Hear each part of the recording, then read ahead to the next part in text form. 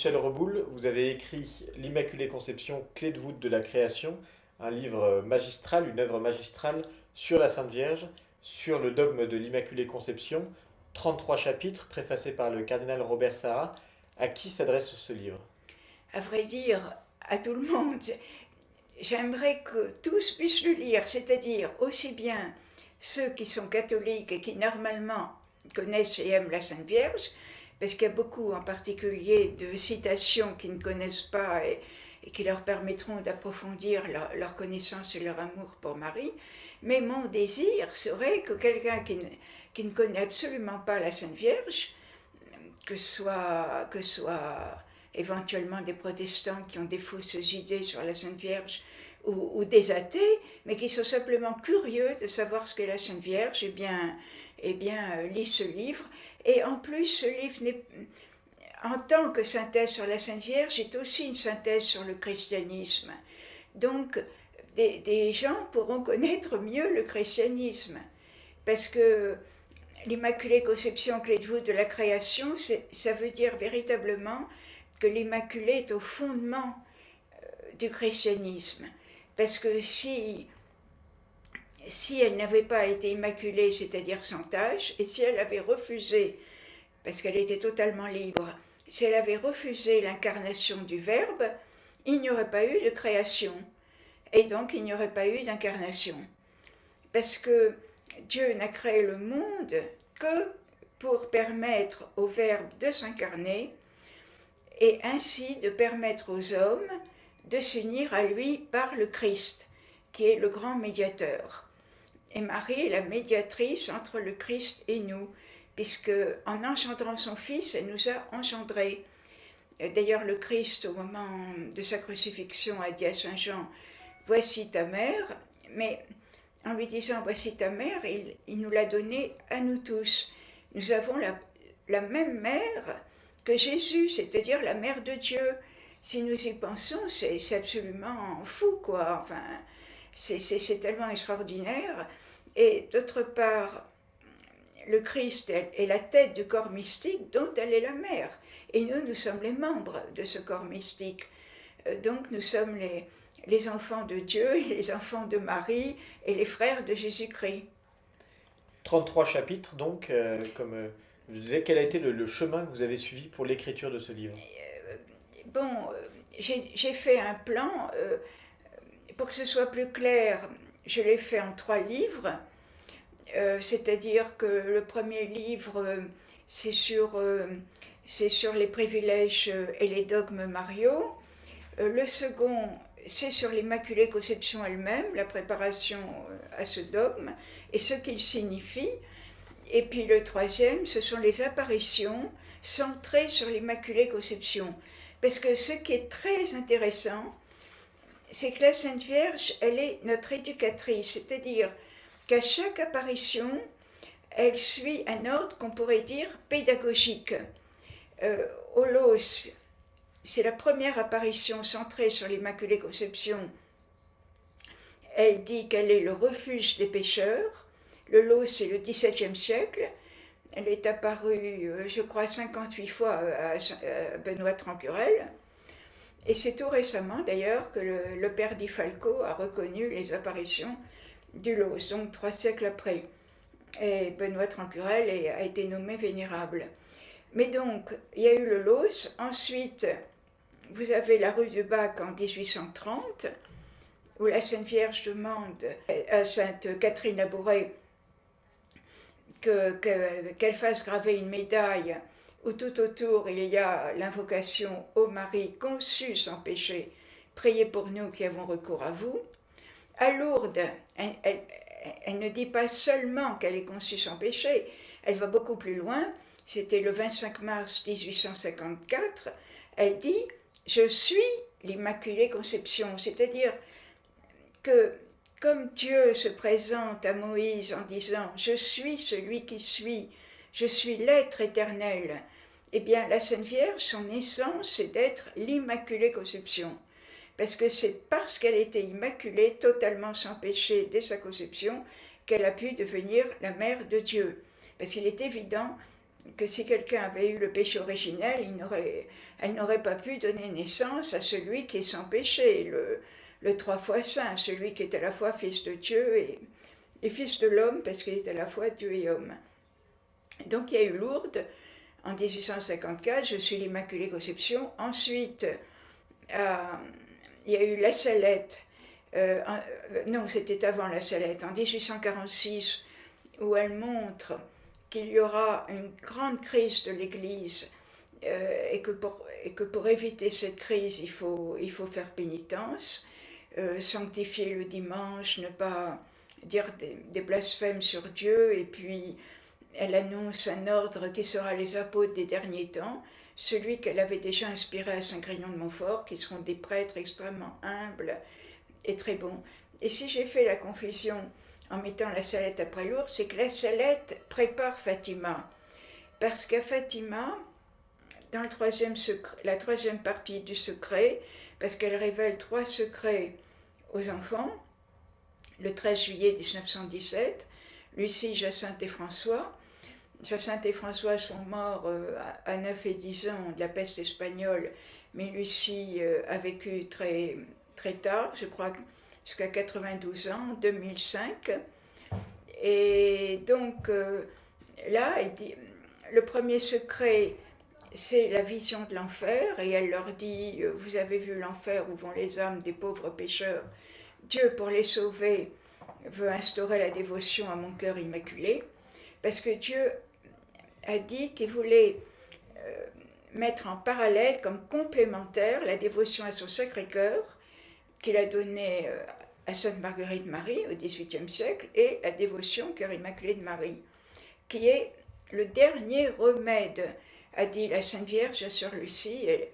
Elle dit bien, le dernier remède, ça signifie qu'il n'y en aura pas d'autre. Donc le premier secret, la vision de l'enfer, pour prier, se sacrifier pour les pécheurs. Le deuxième secret, c'est le salut des nations, la paix des nations par 2 choses, c'est-à-dire la consécration de la Russie au cœur immaculé de Marie, la consécration par le pape, et la dévotion réparatrice les 5 premiers samedis du mois par les fidèles, c'est-à-dire que pendant 5 mois de suite, le premier samedi, pendant un quart d'heure, 20 minutes, on dise, sinon le chapelet au moins 1 ou 2 dizaines, mais surtout qu'on médite sur la Sainte Vierge, qu'on médite un mystère, qu'on médite sur l'amour de la Sainte Vierge. Et quant à la troisième partie du secret, que l'on peut connaître par Sœur Lucie elle-même, par le cardinal Ratzinger qui l'a lu, par plusieurs personnes qui l'ont lu, et je donne tous les détails dans mon livre, eh bien le troisième secret annonce l'apostasie dans l'Église, c'est-à-dire ce que la Sainte Vierge avait prédit à la Salette, l'apostasie, c'est-à-dire la perte de la foi par les plus hautes autorités de l'Église. Alors naturellement, il y a encore la foi dans l'Église, il ne faut pas, si je peux dire, exagérer, mais il n'en reste pas moins qu'il y a eu, c'est vrai, depuis le Concile, une déperdition de la foi, une déperdition des vocations, et puis le fait que beaucoup de catholiques ont une sorte de religion à la carte, ils prennent ce qu'ils veulent. Et j'étais très frappée quand j'étais professeure de philosophie, que mes élèves, c'était dans un lycée où il y avait quand même eu 3-4 élèves qui avaient suivi le catéchisme. Eh bien, mes élèves étaient tous persuadés que l'Église catholique n'était qu'un parti politique. J'ai beaucoup de mal à leur dire que c'était une religion. Cela montre que, alors qu'avant, même du temps de ma jeunesse lointaine, il y avait une sorte de culture religieuse, même pour ceux qui n'étaient pas catholiques, qu'on savait certaines choses. Eh bien maintenant, plus du tout. Je suis allée avec mes élèves à une exposition et ils ne voyaient pas qui était ce monsieur sur une croix, qui était cette femme avec un enfant, et ainsi de suite. Toute la culture, non seulement picturale, avec Léonard de Vinci, Fra Angelico, même Dali, mais la culture musicale, Bach, Mozart, etc., les requiems, enfin tout ça est devenu maintenant complètement étranger. Parce que la perte de la foi dans l'Église a provoqué également, naturellement, une sorte de perte culturelle de la religion. Beaucoup de gens ne savent plus du tout ce qu'est la religion catholique. Et même certains catholiques, si on leur demande ce qu'est la religion catholique, ne le savent plus. Il y en a beaucoup qui ne croient plus à la résurrection du Christ, qui confondent l'Immaculée Conception avec la virginité perpétuelle de Marie. Alors naturellement, c'est relié, mais Marie est vierge, c'est un dogme de foi avant, pendant et après sa conception, mais l'Immaculée Conception, c'est qu'elle a été conçue sans le péché originel. Donc même si c'est relié, ce n'est pas pareil. Très bien, et justement, je reviens sur le sous-titre de votre ouvrage. Donc l'Immaculée Conception est le titre, Clé de voûte de la création, le sous-titre. Est-ce que c'est pas un peu ambitieux de mettre cette place-là à Sainte Vierge? On pourrait penser que le Christ est la clé de voûte de la création. Vous avez entièrement raison, mais il n'y aurait pas eu le Christ sans la Sainte Vierge. Donc c'est l'alliance des deux Oui. qui est cette clé de voûte. On ne peut pas séparer la mère et le fils. Et les exergues que j'ai mis à la première page là, du livre le montrent. Plus on honore la mère, plus on honore le fils, plus on honore le fils, plus on honore la mère. Le Verbe, seconde personne de la Sainte Trinité, nous serait resté totalement inconnu s'il ne s'était incarné, c'est-à-dire s'il n'était devenu homme grâce à Marie. Et ce qui est extraordinaire, c'est que quand l'archange Gabriel lui a proposé d'être la mère du Christ, la mère du Verbe, du Messie, que la Sainte Vierge et tant de Juifs attendaient, d'après certains pères de l'Église, il lui a fait connaître toutes les souffrances qu'elle vivrait par son fils et par les hommes qui deviendraient ses enfants adoptifs. Déjà, elle souffrait du péché des hommes, parce que quelqu'un de profondément saint ne peut que souffrir du mal qui est dans le monde, du mal de chaque homme. Mais elle a connu les souffrances de son fils, qu'aurait son fils, et elle a tout de même dit oui. Elle a dit, je suis la servante du Seigneur, qu'il me soit fait selon votre parole. Mais sans cette liberté et cet assentiment, cet accord extraordinaire de Marie, il n'y aurait pas eu le Christ. Or, il y a quelque chose à laquelle très peu de gens pensent, c'est que s'il n'y avait pas eu le Christ, on aurait sans doute eu quand même, comme l'ont vu certains philosophes et certainement beaucoup de paysans qui voyaient les étoiles, etc., il y aurait eu la notion peut-être d'un créateur de ce monde. Parce que, comme disait Voltaire, ce monde est une horloge, il faut bien qu'il y ait un horloger. Autrement dit, même une personne totalement simple, enfin n'ayant fait aucune étude ni rien, voit les étoiles, les montagnes, la mer, et se doute bien que le monde a pu être créé par quelqu'un. En plus, la beauté d'un enfant, enfin tout est magnifique dans la création. Mais on n'aurait pas su que Dieu était amour. Ce qu'il y a de magnifique dans l'incarnation du Verbe, c'est qu'il nous a montré que Dieu est amour et que donc nous ne sommes jamais seuls. Parce que si nous sommes en état de grâce, eh bien l'amour est en nous, Dieu amour est en nous. Et comme disait saint Paul, tout peut, enfin ce pauvre saint Paul qui avait eu beaucoup non seulement de naufrages, mais avait été fouetté, etc., avait été persécuté, avait été mis en prison, et il disait, mais rien ne me séparera de l'amour de Jésus-Christ. Et c'est ce qu'ont dit les martyrs. Et si on est sûr de cet amour, il y a une sorte de sérénité malgré les souffrances les plus atroces. Regardez le curé d'Ars ou le Padre Pio qui ont tellement souffert, et qui est resté serein, parce que l'amour était en eux. Notre religion est la seule pour qui Dieu est amour. Et pourquoi Dieu s'est-il incarné? Pour permettre aux hommes de s'unir à son Père et ainsi de vivre une béatitude c'est-à-dire un bonheur éternel parfait. Alors, il y a eu, et on le voit dans le 12e chapitre de l'Apocalypse, d'après la Bible, et saint Thomas d'Aquin l'étudie très bien également dans son livre sur les anges, dans la Somme théologique. Donc, d'après ce qu'on peut comprendre de ce chapitre 12 de l'Apocalypse, Dieu aurait montré aux anges que le Verbe, c'est-à-dire la seconde personne de la Trinité, s'incarnerait par une femme, et un tiers des anges a refusé. Ils ont été menés par Lucifer, et les deux autres tiers, menés par Saint Michel, a accepté. Parce que pour le tiers des anges qui a refusé,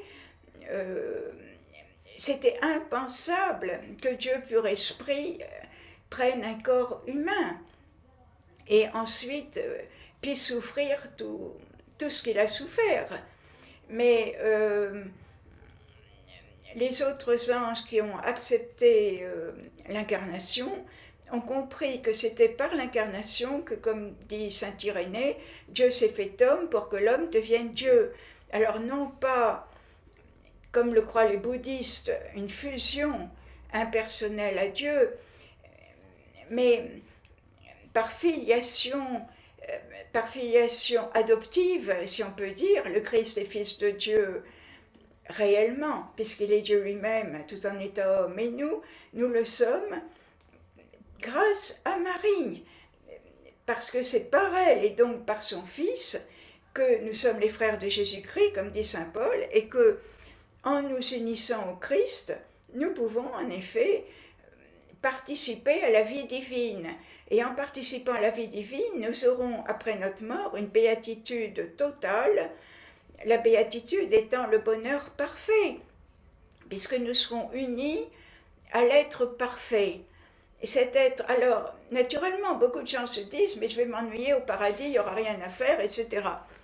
Mais le paradis, c'est une ascension continue, croissante, qui sera un émerveillement perpétuel, un recommencement perpétuel devant la beauté de Dieu, la sagesse, la vérité, l'amour. Il nous faudra toute l'éternité, si j'ose dire, pour simplement effleurer la grandeur de Dieu. Et c'est extraordinaire. La religion chrétienne est extraordinaire. Elle est la seule qui nous permet de participer à la vie divine, c'est-à-dire à l'amour de Dieu, alors qu'au fond, on ne nous demande pas grand-chose, si j'ose dire, en échange. Il y aura le purgatoire pour nous purifier des péchés que nous n'aurons pas expiés sur la terre. Et en gros, il nous suffit d'aimer Dieu, la Sainte Vierge, de suivre, si possible, les commandements de Dieu et de l'Église, c'est-à-dire en gros, ne pas faire de mal à son prochain et ne pas faire de mal à soi-même. Et c'est merveilleux parce que la terre, c'est une sorte d'école, si on peut dire, de préparation à cette union à Dieu. Parce que quand nous serons au ciel, notre union à Dieu croîtra, mais nous n'aurons toute l'éternité, mais nous n'aurons aucun mérite. C'est sur terre que nous pouvons peu à peu, à travers différentes épreuves, nous unir à Dieu, parce que Dieu veut un amour libre. C'est normal, un amour qui ne serait pas libre ne serait pas l'amour. Donc, sur terre, nous devons nous préparer à vivre cet amour. Alors, en fait, nous le vivons par les sacrements et par la prière. Mais les saints, eux, le vivent de mieux en mieux, et plus nous aurons vécu l'amour de Dieu sur terre, qui s'accompagne naturellement de l'amour des autres, parce que, comme disait saint Jean, celui qui n'aime pas les autres et dit « aimer Dieu » est un menteur. Les autres sont aimés de Dieu, donc nous devons les aimer quels qu'ils soient. Et bien, plus nous aimerons Dieu, plus nous serons heureux au ciel. Merci beaucoup. Et enfin, est-ce qu'il y a un point dans votre livre qui vous a particulièrement marqué quand vous l'avez écrit? Ben, disons que il y a, bon, le chapitre le plus beau, si on devait n'en lire qu'un, c'est à mon avis le chapitre 1, la beauté de Marie. J'y dis tout mon amour, et puis il y a de magnifiques citations.